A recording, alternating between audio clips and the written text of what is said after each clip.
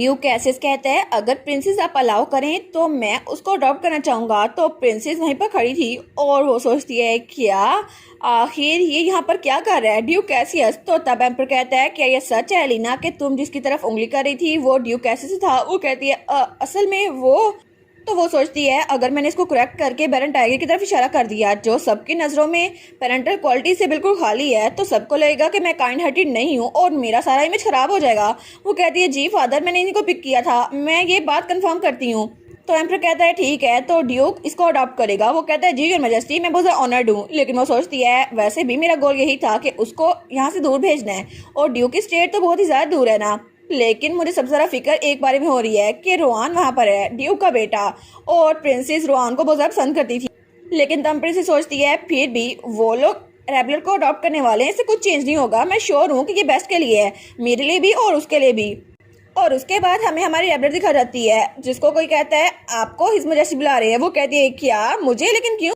और तब उसको सब कुछ बताया जाता है। वो कहती है क्या ड्यूक मुझे अडॉप्ट कर रहे हैं लेकिन क्यों। तो मेड कहती है हाँ मैंने अपने गानों से सुना था, मैं श्योर हूँ। वो कहती है लेकिन ऐसा नहीं हो सकता ना, आखिर आउट ऑफ ब्लू ये कैसे हो सकता है। और वो सोचती है मैं तो उसे अवॉइड करने की कोशिश करी थी लेकिन फिर भी ड्यूक मुझे अडॉप्ट क्यों कर रहा है। और वो सोचती है मुझे लगा था मैं इस पेरिस में अच्छा कर रही हूँ। लेकिन मेड कहती है मुझे पता है ये बहुत सडन है लेकिन आपकी एज के तौर पर आपको एक फैमिली चाहिए होगी। वो कहती है हाँ ये बात सच है। लेकिन वो दिल में सोचती है एक प्रॉब्लमेटिक फैमिली जहाँ पे बेटा अपने बाप को मारने वाला है फ्यूचर में, मैं आखिर वहाँ पे क्यों जाऊंगी। तो मेड कहती है बाकी मेड्स आपकी पैकिंग का सामान रख देंगी तो आप फिक्र ना करे और हिज मैजेस्टी वेट करे, आप जल्दी जाएं। वो कहती है ठीक है। और तब वो अंदर जा रही थी और मेड उसको बाय कर रही थी। वो सोचती है ये सच में मुझे वहाँ पे भेज रही है एम्पर के पास। और तब वो दरवाजा बंद हो रहा था तो तभी उसके सामने एम्पर था। तो वो सोचती है क्या फिर से ये सब कुछ शुरू होने वाला है। तो एम्पर कहता है हे रेबलर मैंने सुना था कि तुम मेरी बेटी प्रिंस के साथ बहुत सारा वफादार हो लेकिन मुझे तुम पे ट्रस्ट नहीं है। तो वो सोचती है क्या इसने मुझे पता नहीं यहाँ पर क्यों बुलाया है। तो रेबलर कहती है आखिर मैं आपका ट्रस्ट कैसे दे सकती हूँ योर मैजेस्टी। तो वो सोचती है इस वक्त मुझे टिमिड नहीं होना चाहिए, मुझे इसका जवाब देना चाहिए। तो एम्पर कहता है तुम तो बहुत ज्यादा कॉन्फिडेंट लग रही हो लेकिन एक तरीके से तुम मेरा ट्रस्ट गेन कर सकती हो। तो वो कहती है क्या, कौन सा तरीका। तो तभी वहाँ पर एक बॉक्स था जिसके अंदर 2 शीशियां पड़ी हुई थी। एम्पर कहता है जब तुम ड्यूक कैसिस की टेरिटरी जाओगी ना तो उसकी सारी इन्फॉर्मेशन मुझे ला के दोगी, इसी वजह से मैं तुम्हें वहाँ पर भेज रहा हूँ। तो वो सोचती है अच्छा तो इसका यही इरादा था। तो वो कहता है और अगर तुम मेरे साथ वफादार हो तो इस पोशन को पी लो और मैंने इसका एंटीडोट साथ ही प्रिपेयर करवाया तो तुम मरोगी नहीं। वेल ये एंटीडोट इतना भी परफेक्ट नहीं है लेकिन फिर भी तुम इसको पी सकती हो। तो रेबलर सोचती है इसका मतलब है कि एम्प्रेस एंटीडोट को यूज करने वाला है ताकि जब तक मैं मर नहीं जाती वो मुझे इस्तेमाल करता रहे। तो तभी वो शीशी उठाती है। वो सोचती है ये तो सच में बहुत ही ज़्यादा घटिया है लेकिन वो उस जहर को पी जाती है। वो सोचती है पता नहीं ये कितना सारा असंदाज होगा लेकिन तब तो उसके गले में बहुत ज़्यादा दर्द हो रही थी। और तभी वो एंटीडोट उठाती है और उसको पीती है। तो एम्पर उसी को देखी जा रहा था। वो कहता है ठीक है तुम मेरी इकलौती इन्फॉर्मेंट नहीं हो जिसको मैं ड्यूक के घर में भेज रहा हूँ तो केयरफुल है ना, तुम मुझे धोखा देने के बारे में सोचना भी मत और ये मत सोच लेना कि मैं तुम्हें भूल जाऊंगा। तो तब हमारी रेबलर सोचती है ठीक है। वो कहती है योर मैजेस्टी जैसा आप कहेंगे वैसा ही करूंगी और मैं इस चीज़ को अपने दिमाग में रखूंगी। तो तब हमारी रेबलर सोचती है अगर कभी भी मेरे हाथ में पावर आई ना तो एम्पर मैं तुमसे रिवेंज जरूर लूंगी, ये बात याद रखना। लेकिन उसके सामने कुछ नहीं बोलती। और तब हमें कुछ घंटों बाद का सीन दिखा रहता है और तभी वहाँ पर ड्यूक कैसिस का साथी था। वो कहता है बड़े दिनों बाद मिला रेबलर। वो कहती है हाँ बहुत दिनों बाद मिले। लेकिन वो सोचती है मुझे यकीन नहीं होता कि पैकिंग इतनी जल्दी फिनिश हो गई, फिर भी मुझे सबसे गुड बाय कहना था और हर कोई बहुत ज़्यादा खुश था कि मैं एक फैमिली के पास जा रही हूँ। लेकिन फिर भी मुझे नहीं पता चीज़ें वहाँ पर कैसे होने वाली हैं और इससे अच्छा है ना मैं वापस लौट जाऊँ। लेकिन फिर भी अगर मैं ड्यूक के घर गई ना तो बहुत सारी चीज़ें मुश्किल हो जाएंगी, मैं वहाँ से भाग नहीं सकती। और तभी वहाँ पर बग्गी थी और ड्यूक खड़ा था और उसके एडवाइजर भी वहाँ पर थे। वो सोचती है ठीक है मुझे यहाँ पर जाना होगा। तो बटलर कहता है हम आपका इंतजार कर रहे थे, आप बहुत ज़्यादा थकी होंगी ना तो चलते हैं। वो कहती है अच्छा। लेकिन तब वो ड्यूक को देखती है तो ड्यूक भी उसकी तरफ देखते हैं। तो वो कहती है Duke Cassius thank you so much मुझे अपनी फैमिली में वेलकम करने के लिए और अगर आप माइंड ना करें तो क्या मैं थोड़ी देर जाने से पहले किससे मिल सकती हूँ। और वो कहती है मेरा एक दोस्त है जिससे मुझे आखिरी बार गुड बाय कहना है और प्लीज मैं उससे मिलना चाहती हूँ, क्या आप मुझे चांस देंगे। तो वो सोचती है मुझे उससे आखिरी बार मिलना ही होगा। तो तब उससे सामने झुकते हुए कहती है प्लीज मैं आपसे दरख्वास्त करती हूँ, प्लीज मुझे ये अलाउ कर दें। तो वो कहता है तुम्हें मुझसे दरख्वास्त करने की जरूरत नहीं है, अब से तुम मेरी बेटी हो तो तुम जो चाहे कर सकती हो। वो कहती है क्या। तो वो कहता है और इसके अलावा तुम्हारा वो दोस्त आर्च ड्यूक है ना, मुझे लगता है वो अब यहाँ पर नहीं होगा क्योंकि आज उसे यहाँ से जाना था। वो कहती है क्या यहाँ से जाना था। तो तब वो कहता है मे भी अभी तक तो वो निकल भी गया हो क्योंकि आज ही से वार पे जाना था। तो वो सोचती है क्या वो इतनी जल्दी निकल गया, आपका क्या मतलब है। तो तब उसे याद आता है जब उसने उसके साथ टाइम गुजारा था और उसने कहा था मेरा वार पे जाने का टाइम डिसाइड हो गया। तो तब वो सोचती है उसने मुझे कहा था कि उसे भी नहीं पता कब जाना है, लेकिन फिर भी ये तो बहुत ज़्यादा जल्दी है। तो तब वहाँ से भागती है तो बटलर कहते हैं मिस, सारे उसके पीछे भागते हैं। वो कहते हैं एक मिनट रुको सही, आप कहाँ पर जा रही हैं? लेकिन तब ड्यूक कैसे से जाता हुआ देखता है। वो सोचता है ठीक है, इसको आखिरी बार गुड बाय कहने दो। और वो सोचता है ये तो वही लड़का है ना जो कल रात मेरे पास आया था। और तब ड्यूक वहाँ पर बैठा था तो कैलिक्स उसके पास आया था। वो कहता है आपसे मिलकर बहुत ज़्यादा खुशी हुई ड्यूक। और वो सोचता है मुझे लगा ही था कोई मेरा पीछा कर रहा है। और तब वो उसकी रेड आइज को देखता है और कहता है तुम रात के इस वक्त यहाँ पे क्या कर रहे हो ग्रैंड ड्यूक? तो कैलिक्स कहता है अच्छा तो आपको पता है मैं कौन हूँ, फिर तो चीज़ें आसान हो जाएंगी है ना। मैं फोर्सेस के साथ कल जंग में जाने वाला हूँ, आप जानते हैं ना, तो प्लीज़ मेरी हेल्प करें ड्यूक कैसियस। और अगर आपने मेरी हेल्प की तो मैं आपको वो मेटल दूंगा जिसकी आप तलाश कर रहे थे। तो वो सोचता है क्या आर्मेंथियम? तो ड्यूक कहता है ठीक है, लेकिन तुम्हें इस बारे में पता कैसे चला ग्रैंड ड्यूक?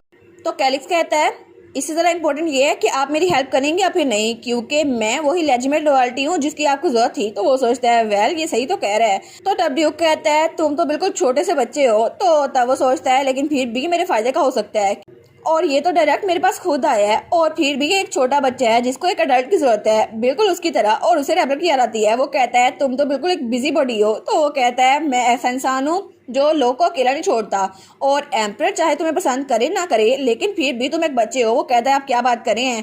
तो ड्यूक कहता है 3 दिनों के अंदर 5 बजे सुबह यहाँ पर एक पार्टी आएगी जो वार्ड स्लाइस करने के लिए जाती है, उनको ये चीज़ दिखा देना। तो वो कहता है क्या? तो ड्यूक कहता है अगर तुम तब तक वहाँ पे जिंदा रह गए तो तुम जिंदा रह सकते हो और तुम्हारे लिए हेल्पफुल होगा, बाकी लोग तुम्हारी हेल्प कर देंगे। तो तब कैलिक्स कहता है ठीक है, लेकिन आप मेरी हेल्प सिर्फ इसलिए कर रहे हैं क्योंकि मैं रेबलर का बेस्ट फ्रेंड हूँ। वो कहता है हाँ ये अच्छी स्टार्ट तो है, लेकिन फिर भी तुम भी बिल्कुल एक बच्चे हो, बिल्कुल इनोसेंट, इसलिए तुम्हारी हेल्प कर रहा हूँ। और तब उसके सर पे हाथ रखता है। वो सोचता है क्योंकि तुम लोग की लाइफ में मैं एक रीजनेबल अडल्ट बनने की कोशिश कर रहा हूँ। तो कैलिप सोचता है रीजनेबल अडल्ट, लेकिन हमारी लाइफ में सिर्फ यही कहने की हिम्मत कर रहा है क्योंकि मेरी हेल्प करने का मतलब है ये एम्पर के खिलाफ बगावत कर रहा है। और तब वो वहाँ उन्हीं फूलों के पास बैठा हुआ था, उन्हीं डपेल फ्लावर्स के पास। तो उसके पास एक गार्ड था। वो कहता है जाने का टाइम हो गया है his highness the grand duke. वो कहते हैं हाँ जाने का टाइम हो गया है। और तब उसने वहाँ पे एक बुके बनाया था हमारी हीरोइन के लिए। वो सोचते हैं मुझे अब जाना चाहिए क्योंकि मैं ड्यूक के अल्फाज को भूल नहीं सकता। और वो सोचते हैं लोग काइंडनेस दिखाकर धोखा देते हैं तो मैं उसकी बात पे यकीन नहीं कर सकता।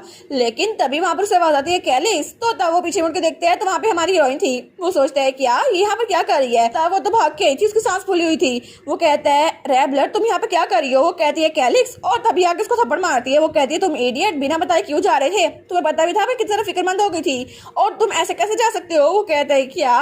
वो कहती है आखिरी बार गुड बाय तो बोलने देते ना, और वैसे भी मुझे भी ड्यूक कैसियस ने अडॉप्ट कर लिया है तो मैं भी यहाँ से जा रही हूँ। और तब उसकी आंखों में आंसू थे। वो सोचता है क्या इसका मतलब है कि तुम भी वहां से जा रही हो?